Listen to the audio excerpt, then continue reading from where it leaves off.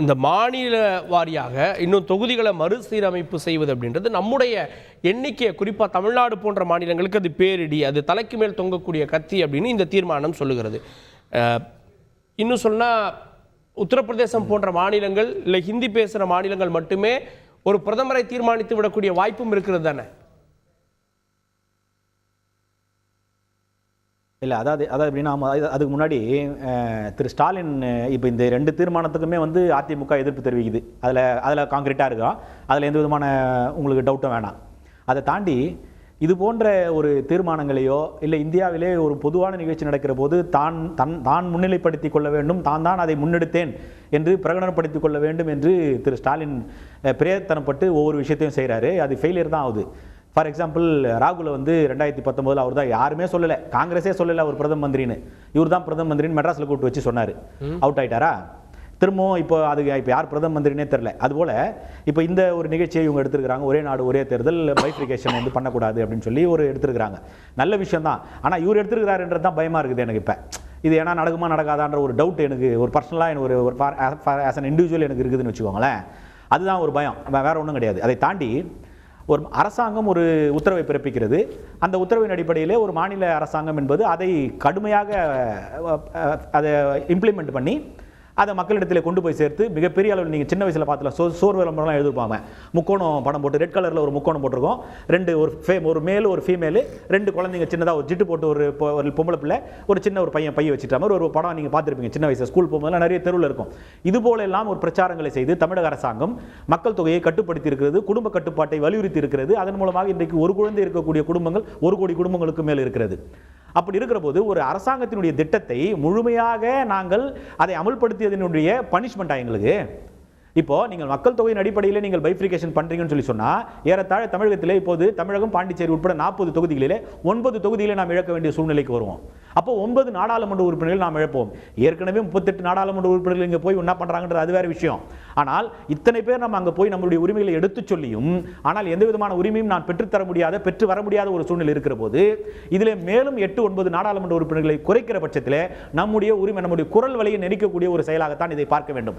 மத்திய அரசாங்கம் போட்ட திட்டங்களை காதில் கூட வாங்கிக் கொள்ளாத உத்தரப்பிரதேசம், மத்திய பிரதேசம் போன்ற மிகப்பெரிய மாநிலங்கள் கடுமையான மக்கள் பெருக்கத்தை அங்கு ஏற்படுத்தின அடிப்படையில், மக்கள் தொகையின் கணக்கீட்டின் அடிப்படையில் மாநிலத்தினுடைய நாடாளுமன்ற சட்டமன்ற தொகுதிகளை நாங்கள் பைஃப்ரிகேஷன் பண்ணுவோம் அப்படின்னு சொல்றது இது ஏற்றுக்கொள்ள முடியாது. ஏனென்று சொன்னால் வரக்கூடிய நலத்திட்டங்களும் அதனால பாதிக்கப்படும். இப்ப 40 எம்பிக்கு வரக்கூடிய நலத்திட்டங்கள் மத்திய அரசாங்கத்தினுடைய ஒதுக்கப்படக்கூடிய தீர்மானம் கொண்டு வரப்ப நீங்க வரவேற்கணும்ல. கொண்டு வர்றவர் வந்து ஸ்டாலின், கொண்டு வர திமுக, அதனால அப்படி பார்க்கணும்ன்றது சரியா?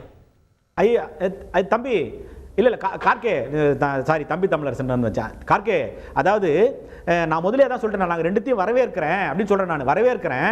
ஆனால் இது போல ஒன்று வர்றதெல்லாம் இந்த மத்திய அரசாங்கத்தை ஒட்டி நடக்கக்கூடிய திரு ஸ்டாலின் முன்னெடுக்கக்கூடிய விஷயங்கள் ஃபெயிலியர் ஆகுது. இந்தியா கூட்டணி பார்த்தீங்கன்னா நாங்கள் தான் அடுத்ததுனாரு. முதல்ல நிதிஷ்குமார் தான் அவுட் ஆவார்னு 8/1/2024 நான் ட்வீட் பண்ணியிருக்கிறேன். ஃபர்ஸ்ட் நிதிஷ்குமார் தான் அவுட் ஆவார் இந்த கூட்டணியிலேருந்து. அதே போல் நடந்துருச்சா? எனக்கு ஸ்டாலின் இந்த தீர்மானங்களை கொண்டு வந்து தான் எனக்கு கொஞ்சம் பக்குன்னு இருக்குதுன்னு சொல்ல வரேன் நான். ஏன்னா நல்ல விஷயம் தான், ஆனால் யார் கொண்டாடுறாங்கன்றது இருக்குதுல்ல, அது எப்படி நடைமுறைப்படுத்தப்படும்ன்றது இருக்குதுல்ல, அதனுடைய விளைவுகள் என்ன நடக்கும்ன்றது இருக்குதுல்ல, அதுதான் சொல்கிறேன் நான். நம்ம முன்னிலைப்படுத்திக்கணும் நீங்கள் நினைங்க, தப்பு கிடையாது. நீங்கள் ஒரு முதலமைச்சர், நீங்கள் என்ன வேணா செய்யலாம், உங்கள்கிட்ட அதிகாரம் இருக்குது, அதில் மாற்று கருத்து கிடையாது. ஆனால் அதை கொண்டு வருகிற நபர் தான் எனக்கு கொஞ்சம் அச்சமாக இருக்குது. அது நடக்குமோ நடக்காதான்ற ஒரு சூழ்நிலை நாங்கள் அதை ஏற்றுக்கிறோம், நிச்சயமாக அதை நாங்கள் எதிர்க்கிறோம். அதனால நான் இவ்வளோ கச்சை கட்டி பேசிக்கிட்டு இருக்கிறேன் நான். இந்த மறுசீரமைப்பு என்பது ஏற்றுக்கொள்ள முடியாது. இருக்கிற நாடாளுமன்ற தொகுதிகள் அப்படியே தொடர வேண்டும், இருக்கிற சட்டமன்ற தொகுதிகள் அப்படியே தொடர வேண்டும். எங்களுக்கு இருக்கக்கூடிய மக்கள் பணி ஆற்றுவதற்குண்டான நிறைய வேலைகள் எங்களுக்கு மக்கள் பிரதிநிதிகளுக்கு இருக்கிறது. அதனால நீங்க எல்லா முடிவும் நீங்க மத்திய அரசாங்கம் நீங்க என்ன எடுப்பீங்க, அதுக்கு இங்க தமிழகம் பார்த்து கொண்டு இருக்குன்னா நிச்சயமா இருக்காது. தமிழ்நாடு அரசாங்கம் பார்த்து இருந்தாலும் அனைத்து இந்திய அண்ணா திராவிட முன்னேற்ற கழகம் பார்த்து கொண்டு வாளாக இருக்காது என்பதுதான் அனைத்து இந்திய அண்ணா முன்னேற்ற கழகத்தின் திடமான கருத்து. ஓகே சூர்யா, மக்கள் தொகையை கட்டுப்படுத்தியதற்கு தமிழ்நாட்டு கொடுக்கப்படக்கூடிய தண்டனை அது. அதாவது ஒரே நாடு ஒரே தேர்தலுக்காச்சும் ஒரு கமிஷன் போட்டு ராம்நாத் கோவிந்த் அவர்கள் உச்சநீதிமன்ற ரிட்டையர் ஆன நீதிபதிகள்லாம் போட்டிருக்கோம். நம்ம இந்த டீலிமிட்டேஷன் கமிஷனை பற்றி இன்னும் பேச்சு ஆரம்பிக்கல. 2026 வரப்போகுது. 2002 நம்ம ஃப்ரீஸ் பண்ணி அருண்ஜேட்லி அவர்கள் வந்து சட்டத்துறை சீட்டு 2026 மகளிர் 33% இடஒதுக்கீடு டீலிமிட்டேஷனுக்கு அப்புறம் சொல்லியாச்சு. கணக்கு வச்சு சொல்றாங்க. அதெல்லாம் முன்னாடி வச்சு கேக்குறாங்க. கணக்குப்படி தமிழ்நாட்டுக்கு 39 58 வரும்னு ஒரு சார்ட்லாம் பார்த்தா, அதனால அரசாங்கம் இதுவரை இந்த கமிஷனோ இது அதிகாரப்பூர்வமாக இதை மையப்படுத்தி செய்வோம் அப்படின்னு எதுவுமே சொன்னதில்லை. இன்னைக்கு சட்டமன்றத்தில் நாங்கள் எடுத்த நிலைப்பாடு தான் எங்களுடைய நிலைப்பாடு. இதை பற்றி கூறுகின்ற அனைத்து விஷயங்களும் கவனத்தில் கொண்டு தமிழ்நாட்டுக்கோ இல்லை மற்ற மாநிலங்களுக்கோ எந்த வகையிலான பாதிப்பு ஏற்படாத அளவுக்கு நாங்கள் வந்து ரெப்ரசன்டேஷனை கொடுப்போம் அப்படின்னு தான் சொல்கிறோம். ஆனால் இது வந்து நடக்காத ஒரு விஷயத்தை இப்போவே நம்ம முடிவு பண்ணுற மாதிரி. அண்ணன் சொல்கிறாரு ஒரே நாடு ஒரே தேர்தல் வந்து உங்களுக்கே என்னன்னு தெரியாமல் நீங்கள் ஆதரவு தெரியுறீங்க. டீலிமிட்டேஷன் கமிஷனை பற்றி பேச்சே வரல.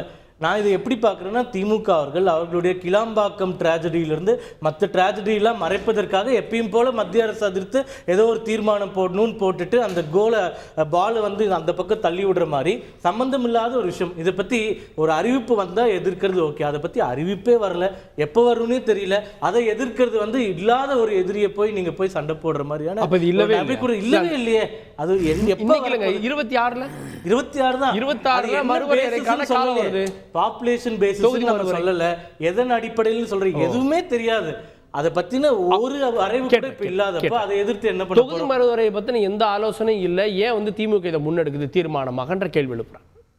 இல்லை, அப்புறம் எதுக்கு அந்த நாடாளுமன்றத்தில் வந்து 1000 சீட் உள்ள புதிய நாடாளுமன்ற கட்டிடம் யாருக்காக? நானும்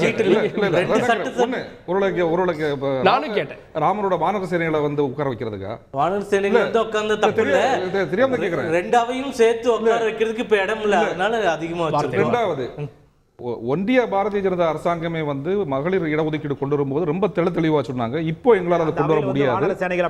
2026 வருகின்ற போது ரசக்குறைவா இருக்கும் அந்த உங்க ஒப்பீடு.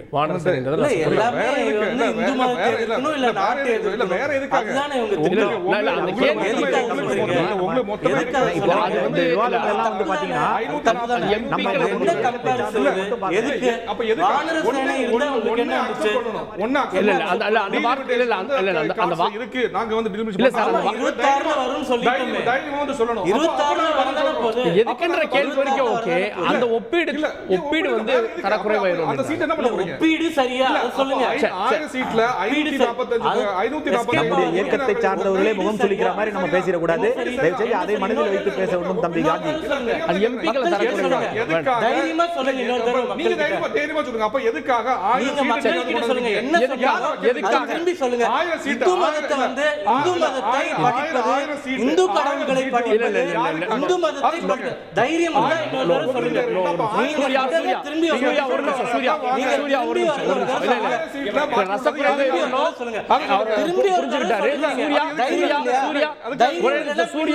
ஒரு நிமிஷம் இல்ல அவர் எதுக்குன்னு கேட்டாரு. இல்ல சொல்லுங்க. இல்ல அந்த ஒப்பீடு தவறானது.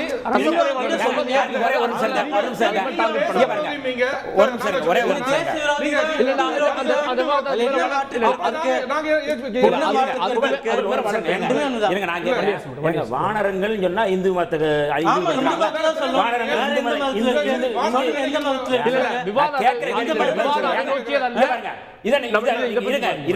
கண்டிக்கணுங்க.